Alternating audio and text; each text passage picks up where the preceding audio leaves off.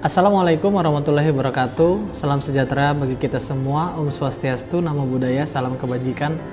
Yang saya hormati Bapak Ibu Asesor dalam sertifikasi pendidik untuk dosen tahun 2026.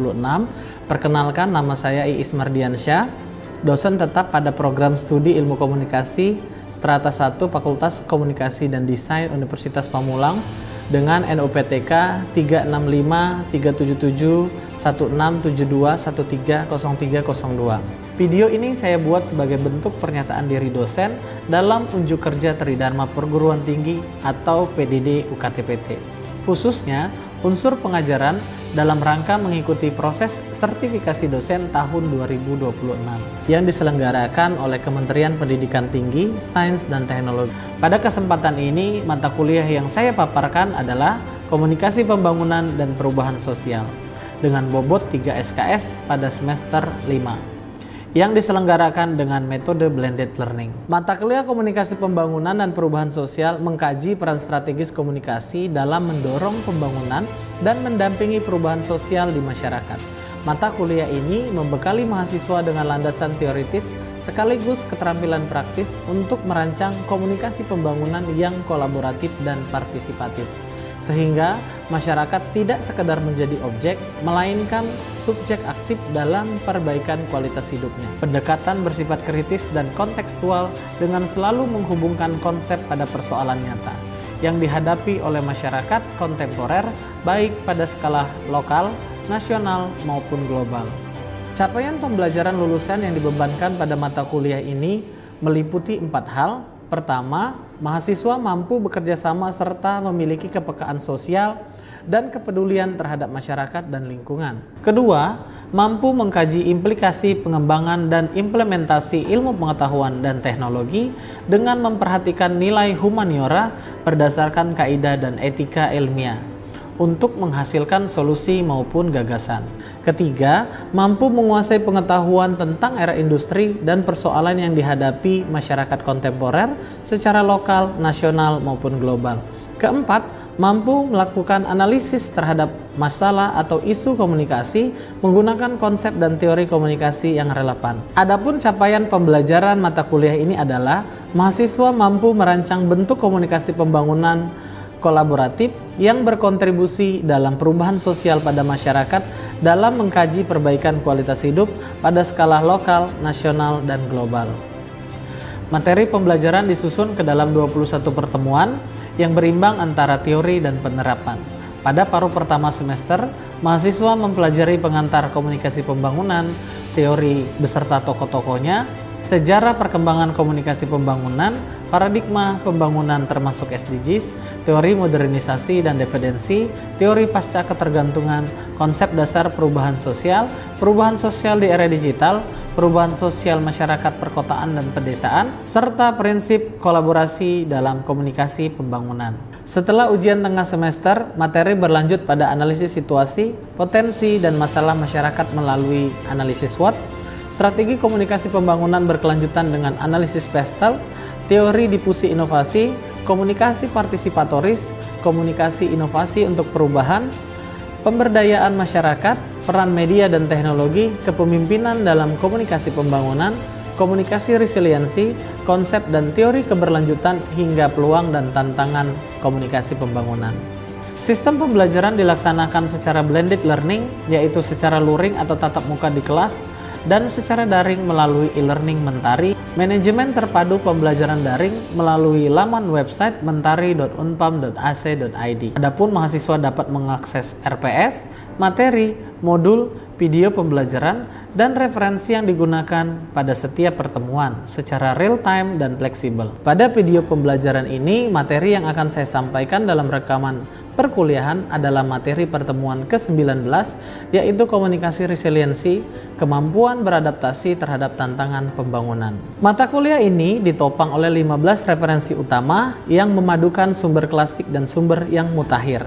Sebagai landasan konseptual, kami menggunakan karya Roger pada tahun 2003 tentang Diffusion of Innovation, Harun dan Ardianto tahun 2011 tentang komunikasi pembangunan dan perubahan sosial, Wilkin Tupte dan Obregon tahun 2014, serta Service and Lee tahun 2020 dalam Handbook of Communication for Development and Social Change. Untuk menjaga kebaruan, kami juga memakai rujukan terkini antara lain Floor, Ongkiko dan Lubis tahun 2022, Jailan Nurdiana Putri tahun 2023, Febrianti dan kolega tahun 2025, tentang teori komunikasi, serta Wahid dan kolega tahun 2025. Khusus untuk topik komunikasi resiliensi dan modal sosial, saya menautkan hasil riset terbaru yang saya lakukan bersama tim, mulai dari analisis bibliometrik komunikasi dan resiliensi, serta pemetaan modal sosial dan resiliensi tahun 2024, hingga kajian yang terbit pada tahun 2025 dan 2026. Dengan komposisi ini, referensi mata kuliah senantiasa dijaga, tetap mutakhir dan relevan dengan perkembangan keilmuan terkini.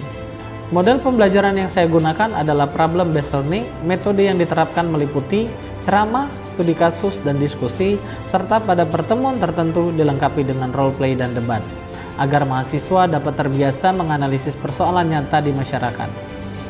Interaksi antara saya dan mahasiswa dibangun sejak awal perkuliahan. Kehadiran mahasiswa direkam melalui pemindaian barcode presensi yang tersinkronasi dengan sistem myunpam.ac.id. Selanjutnya, saya membuka perkuliahan dengan doa, mengulas materi pertemuan sebelumnya, kemudian memantik diskusi meliputi pertanyaan pemandu dan studi kasus. Mahasiswa didorong untuk aktif menyampaikan pendapat, menganalisis kasus, mempresentasikan hasil diskusi, serta menyimpulkan materi pada akhir pertemuan. Dengan cara ini, pembelajaran berlangsung dua arah, berpusat pada mahasiswa. Sistem penilaian pada mata kuliah ini mengikuti ketentuan Universitas Pamulang. Komponen terdiri atas kehadiran sebesar 10%, tugas besar 20%, ujian tengah semester sebesar 30%, dan ujian akhir semester sebesar 40%. Sesuai dengan RPS, bentuk penilaian setiap pertemuan adalah unjuk kerja, dengan indikator berupa keaktifan dalam berdiskusi, kemampuan menganalisis studi kasus, pelaporan hasil diskusi, serta penyusunan makalah strategi komunikasi pembangunan untuk menyelesaikan permasalahan di masyarakat. Adapun pemeringkatan nilai akhir menggunakan skala berikut, dengan nilai A untuk rentang 80-100, nilai B untuk 70-79, nilai C untuk 60-69, nilai D untuk 50-59, dan nilai E untuk rentang 0-49. Demikian pemaparan mengenai mata kuliah Komunikasi Pembangunan dan Perubahan Sosial. Berikut akan ditayangkan rekaman proses pembelajaran untuk materi komunikasi resiliensi. Selamat menyaksikan. Assalamualaikum warahmatullahi wabarakatuh. Apa kabar semuanya? Alhamdulillah kalau baik ya. Baik, seperti biasa sebelum kita memulai perkuliahan, alangkah baiknya kita berdoa menurut agama dan kepercayaan kita masing-masing. Berdoa dimulai. Selesai. Terima kasih. Nah, sebelum kita masuk ke dalam perkuliahan, kalian harus presensi terlebih dahulu ya. Silakan scan barcode-nya supaya nanti tersinkron kepada myunpam-nya masing-masing. Sudah? Sudah semua? Sudah ya? Nah, pekan lalu kita tatap muka juga. Kita membahas terkait dengan kepemimpinan dalam pembangunan. Nah, ada yang masih ingat kira-kira apa satu peran penting dari kepemimpinan dalam pembangunan? Siapa? Siapa yang ingat? Arif? Arif? Oke, tepat sekali. Tepuk tangan dong untuk Arif. Nah, jika kepemimpinan itu menggerakkan perubahan, jadi ada yang menggerakkannya kayak gitu kan ya. Nah, pertanyaannya dalam situasi perubahan itu kita seringkali melihat ada yang resisten, ada juga yang tercerai-berai, tapi ada juga yang mampu melewatinya dan bisa bertransformasi gitu ya. Nah, materi hari ini yang akan kita bahas yaitu materi komunikasi resiliensi, terkait dengan bagaimana mereka bertransformasi di dalam menghadapi krisis yang terjadi pada komunitas, keluarga, ataupun diri sendiri gitu. Nah, nanti kita akan bahas secara mendalam. Saya di sini akan menjadi fasilitator teman-teman. Jadi kita akan belajar secara problem based learning. Nanti kita akan setting beberapa kasus gitu ya yang akan teman-teman analisis. Nah, diharapkan untuk akhir perkuliahan ini mahasiswa bisa menjelaskan konsep resiliensi mulai dari berbagai level, dari individu, level keluarga, hingga level komunitas, bahkan negara gitu ya.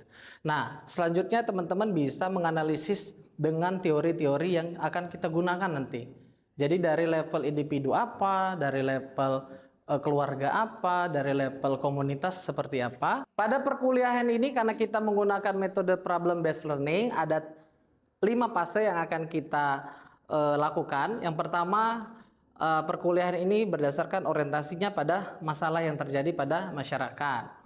Terus kita mengorganize pembelajarannya seperti apa, kalian mulai menyelidiki permasalahan-permasalahan sosial, mulai merancang strategi komunikasinya, dan terakhir kita melakukan evaluasi dan refleksi penilaian terhadap kerja hari ini, gitu ya. Nah, sebelum kita masuk ke dalam proses pembagian kelompoknya, saya ingin mengajak teman-teman untuk berpikir bagaimana ya ketika sebuah kampung itu harus direlokasi gitu demi sebuah proyek pembangunan. Apa yang paling menentukan warga bisa bertahan dan bangkit atau tercerai-berai gitu. Nah, menurut kalian itu seperti apa warga yang bisa tahan gitu? Contohnya nih ada pembangunan apa, terus mereka penggusuran seperti itu kan sering kan melihat. Apa aja contohnya yang kalau di dalam komunitas atau masyarakat terkait dengan proyek pembangunan kira-kira? Gotong royong ya, kalau supaya kita bangkit itu kita harus sama-sama gitu ya. Tepat sekali. Tepuk tangan dong untuk Arif. Nah, ini yang akan menjadi pertanyaan teman-teman yang harus jawab nanti pada kasusnya ya. Jadi, faktor apa sih yang membuat orang itu atau komunitas itu mampu bangkit kembali? Jadi bangkit itu bukan hanya posisi sebelumnya, tapi lebih tinggi lagi gitu ya. Nah, itu penting sekali untuk kita bisa mencari solusinya. Jadi supaya tidak resisten terhadap pembangunan. Contohnya kalau orang nggak mau nih pembangunan di sini nggak mau dibangun jalan tol atau di sini nggak mau digusur gitu ya karena alasan tertentu. Nah, seperti apa sih solusi yang kita bisa berikan? Nah, sebelum teman-teman membagi kelompok dan menganalisis permasalahan yang ada, mari kita pahami dulu apa yang disebut dengan resiliensi. Resiliensi itu adalah kapasitas dinamis untuk pulih dan bertumbuh. Jadi kata kuncinya itu pulih dan bertumbuh. Jadi saat kita ada tekanan, kita kembali pulih dan kalau tumbuh itu kita sama atau lebih tinggi. Lebih tinggi gitu ya. Jadi resiliensi itu bukan sifat bawaan, melainkan proses dan keterampilan gitu ya, yang dibangun melalui pengalaman, dukungan sosial, interaksi komunikatif. Jadi perspektif komunikasi itu, resiliensi itu dikonstruksi lewat orang bercerita. Jadi bertahan gitu ya. Nah, jadi bertahan. Jadi resiliensi itu bukan sifat bawaan ya teman-teman. Itu bisa dipelajari. Nah, karena kita orang komunikasi, tentu perspektifnya harus komunikasi. Jadi kalau komunikasi itu bisa dipelajari atau tidak? Bisa, tentu bisa kan? Nah, di sini kita akan belajar terkait dengan komunikasi resiliensi itu sendiri. Jadi dalam teorinya Buzanel itu ada CTR ya, Communication Theory of Resilience, yang menyatakan bahwa sesuatu perubahan itu harus terjadi secara dinamis dan harus dikomunikasikan. Dikomunikasikan dalam bentuk apa? Wacana gitu ya, retorika, empati, dukungan sosial dan lain sebagainya. Di dalam perspektif komunikasi, kita ada Communication Theory of Resilience yang dikemukakan oleh Buzanel. Menurut Buzanel itu ada beberapa proses di dalam melakukan komunikasi resiliensi. Yang pertama, membentuk kenormalan baru. Yang kedua, yang kedua mengedepankan emosi positif. Ini kalau kita di Muslim mungkin sering mendengar kata bersyukur mungkin ya. Jadi apapun yang kita alami itu kita harus syukuri. Nah, itu mungkin kalau di Barat, teori orang Barat nggak mengenal syukur kan. Jadi mereka mengenalnya mengedepankan emosi positif gitu. Yang ketiga apa? Nah, ini adalah menegaskan jangkar identitas. Jadi identitas itu penting ya. Kita sebagai manusia itu siapa? Yang keempat, ya, memanfaatkan jaringan komunikasi. Jadi melalui jaringan komunikasi ini kita mengaktifkan relasi dan dukungan sosial melalui berbagai sumber. Dukungan sosial kalau dalam modal sosial itu ada 3 gitu ya. Ada bonding, bridging, dan linking. Nah, yang terakhir menerapkan logika alternatif. Jadi kita harus membingkai ulang masalah dengan cara pandang dan solusi yang baru. Jadi inti dari CTR itu adalah resiliensi itu bukan karakter internal semata, tetapi dibangun melalui interaksi sosial, melalui pembuatan makna, dukungan emosional, dan strategi komunikasi. Nah, yang kedua ada TRRL atau the resilience of relational load gitu ya. Ada relational resource, ada relational load. Apa itu relational resource? Kira-kira apa? Hubungan yang sehat, hubungan yang positif gitu ya. Jadi siapapun, idealnya itu adalah orang terdekat itu kita punya hubungan yang sehat.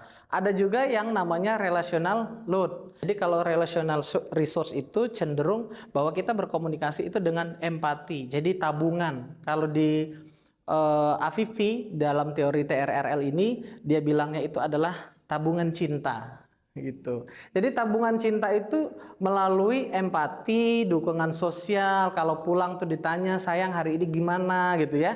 Itu adalah bentuk tabungan cinta yang nanti itu kita bisa ambil saat kita menghadapi konflik ataupun krisis.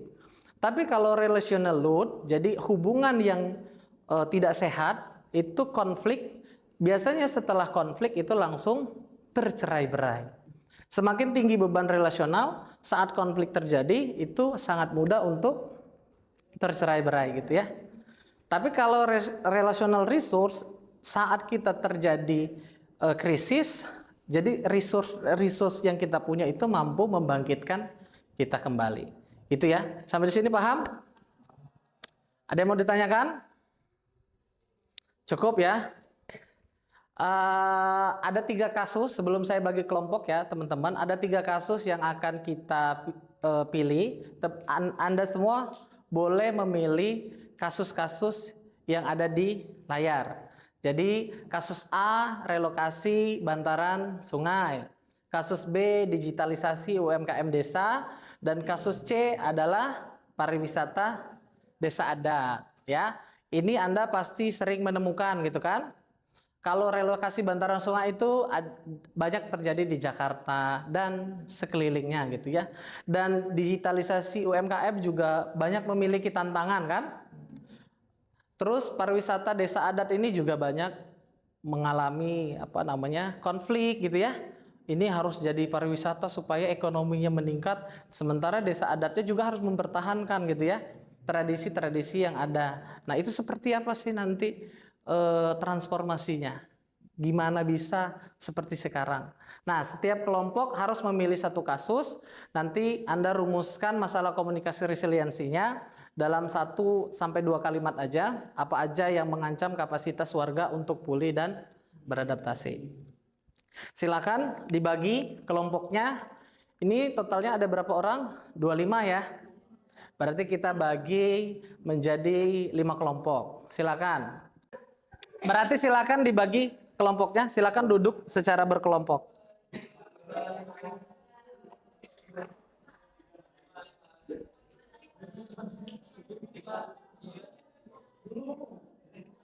Nah, fase kedua, jadi kita akan bekerja bersama dalam kelompok. Anda sudah bagi kelompoknya kan? Kelompoknya 5 ya? Ya. Saya akan bagikan lembar kerja terlebih dahulu ya.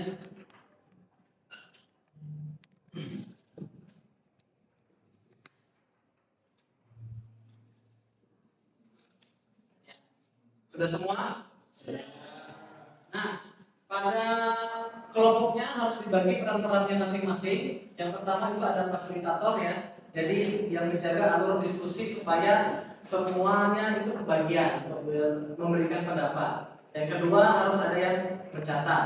Jangan lupa dicatat ya hasil diskusinya. Yang ketiga teman-teman harus juga menganalisis teori. Nanti siapa yang bertugas mencatat ya teori-teori yang sesuai dari kedua teori yang tadi kita sudah bahas antara CTA dan TRLL gitu ya.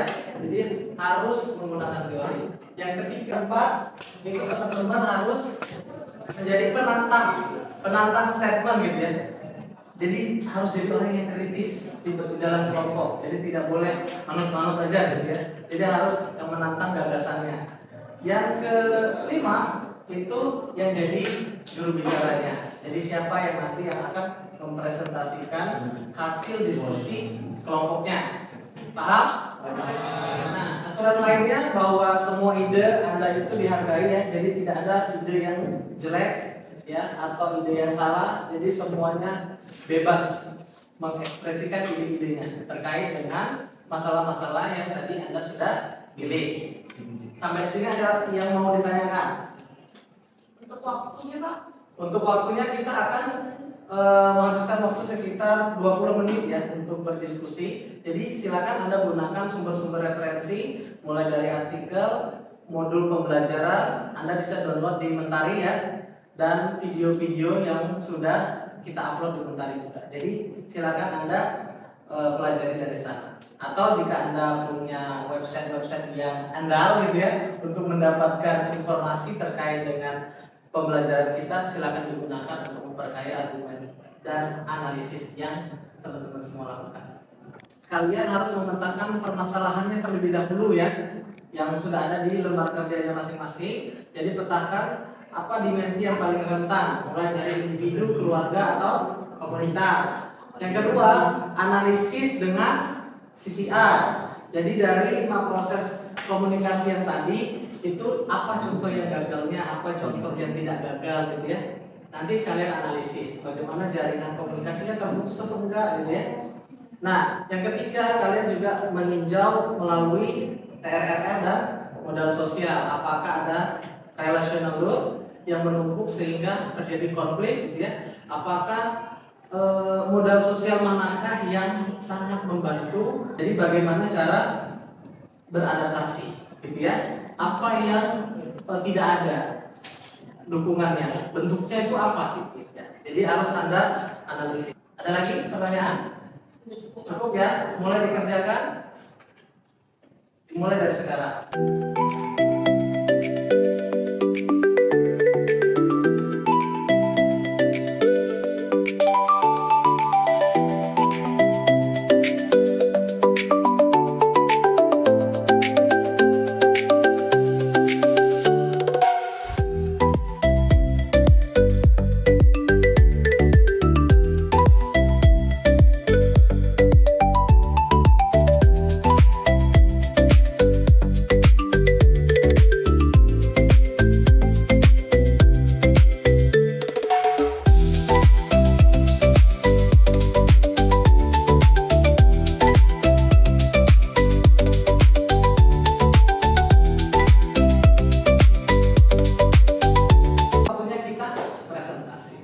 Jadi silakan kelompok A yang presentasi terlebih dahulu ya. Jadi apa sih permasalahan yang terjadi dan kenapa kalian memilih sebuah kasus itu gitu ya. Jadi waktunya dipersilakan kepada kelompok A. Oke Pak, hasil dari diskusi kelompok kami, kelompok A, tujuan kami itu memulihkan kohensi dan meredam resentasinya Pak. Nah di sini juga ada meaning markingnya itu relokasinya itu dibingkai sebagai pemindahan rumah, bukan pemindahan paguyuban gitu. Terus juga bisa disampaikan melalui tokoh-tokoh yang dipercaya gitu Pak. Terus model sosialnya juga kami menghidupkan kembali bonding melalui arisan atau enggak terus habis itu pengajian di rusun itu juga bisa menjadi salah satu solusinya. Terus habis itu printingnya nih antara blok-blok di setiap rusun itu gitu. Terus habis itu juga tidak lupa membuat ini yang merupakan kanal aduan untuk pengelolaan si rusunnya itu gitu, agar setiap ada masalah itu tuh selalu terarah seperti itu Pak. Karena supaya koordinasinya itu tuh tetap adaptif gitu loh Pak, melalui grup warga, dan juga melalui kader-kader di setiap partainya itu. Gitu sih Pak hasil dari kelompok kami. Oke, tepuk tangan dulu untuk rancangan yang sangat menarik dan konkret dan sangat teoritis. Jadi bagaimana kalau teori itu bisa diimplementasikan seperti itu. Jadi saya suka dengan penyajiannya. Jadi penyajiannya itu solusinya itu pindah rumah ya, bukan pindah paguyuban. Seolah-olah kalau pindah paguyuban mungkin tambahan juga Pak, cleaningnya itu juga harus ke dinas sosial ya Pak, untuk melatih warga dusun untuk mencari mata pencarian baru atau kegiatan-kegiatan baru gitu. Jadi Densos juga harus bekerja untuk menangani masalah ini Pak. Oke, terima kasih.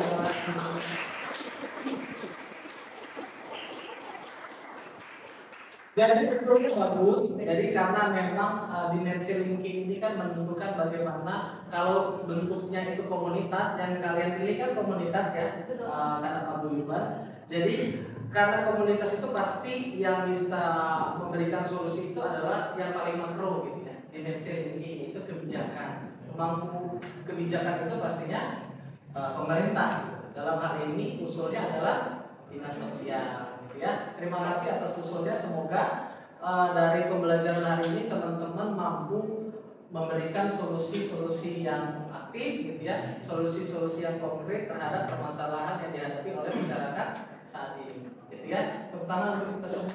Sebelum perkuliahan ini ditutup, siapa yang bisa menyimpulkan satu kalimat apa yang sudah kita pelajari dalam mata kuliah hari ini?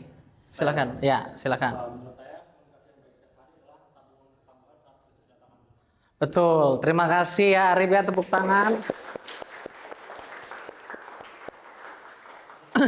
Jadi terima kasih teman-teman untuk pembelajaran hari ini. Sampai ketemu minggu depan. Semoga kita bisa bertemu lagi dalam keadaan sehat walafiat. Mohon maaf jika hari ini terjadi kesalahan-kesalahan, banyak khilaf gitu ya. Semoga yang kita pelajari bermanfaat untuk Anda ke depannya. Perkuliahan hari ini saya akhiri. Wassalamualaikum warahmatullahi wabarakatuh. Terima kasih. Bapak dan Ibu Asesor yang saya hormati, demikian video pembelajaran ini saya sampaikan sebagai bagian dari pernyataan diri dosen dalam unjuk kerja Tridharma Perguruan Tinggi atau PDD UKT-PT, khususnya unsur pengajaran. Video ini memuat pemaparan materi kuliah komunikasi pembangunan dan perubahan sosial serta rekaman proses pembelajaran untuk materi komunikasi resiliensi. Besar harapan saya, paparan dan praktik pembelajaran yang telah ditampilkan dapat menggambarkan komitmen saya dalam menyelenggarakan pembelajaran yang bermakna, interaktif dan mutakhir. Saya sampaikan terima kasih atas waktu dan perhatian Bapak Ibu Asesor dalam menilai portofolio ini. Saya menyampaikan terima kasih atas waktu dan perhatian Bapak Ibu Asesor dalam menilai portofolio ini. Semoga proses sertifikasi ini membawa manfaat bagi peningkatan mutu pendidikan tinggi. Terima kasih. Wassalamualaikum warahmatullahi wabarakatuh. Salam sejahtera bagi kita semua. Om Swastiastu, Namo Buddhaya. Salam kebajikan, Rahayu.